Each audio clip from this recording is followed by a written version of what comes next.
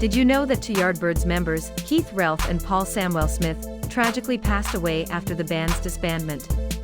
The Yardbirds, a legendary British rock band, was formed in 1963 in London, England.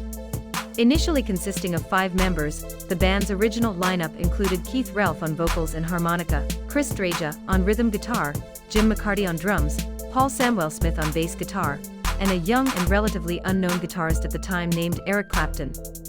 The Yardbirds primarily delved into blues-based rock, pioneering the British blues boom era of music, and they were renowned for their compelling live performances. Their early repertoire consisted largely of blues covers, and Clapton's virtuosic guitar work set them apart. As time passed, Clapton's departure from the Yardbirds in 1965 led to a shift in their sound and direction. He was succeeded by Jeff Beck, who brought a more experimental and psychedelic edge to the band, with hits like Shapes of Things. Beck's tenure was marked by sonic innovation and innovative guitar techniques, expanding the Yardbirds' musical horizons. Following Jeff Beck's departure, Jimmy Page, who had been playing bass, switched to lead guitar, and the band briefly featured a dual lead guitar lineup with Beck. The Yardbirds' final incarnation featured Page, Keith Relf, Jim McCarty, and new recruits Dreja and Jimmy Page. During this period, the band ventured into a heavier, blues rock style, foreshadowing Page's later work with Led Zeppelin.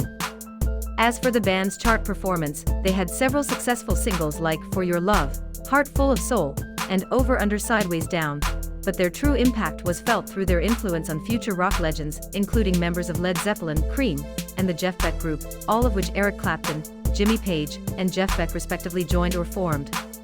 Tragically, two Yardbirds members, Keith Relf and Paul Samwell-Smith, passed away in the years following the band's disbandment.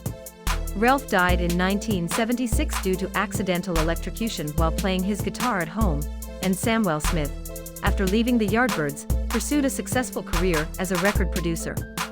The Yardbirds officially disbanded in 1968, primarily due to a combination of creative differences, exhaustion from touring, and the emergence of individual projects.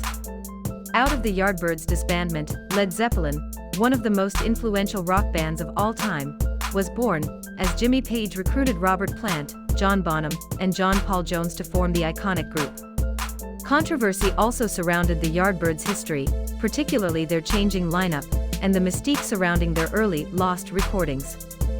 These controversies added to their mystique, and the fascination surrounding their legacy.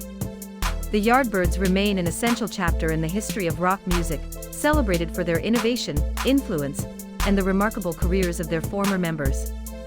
Thank you for watching. Don't forget to like, comment, and subscribe.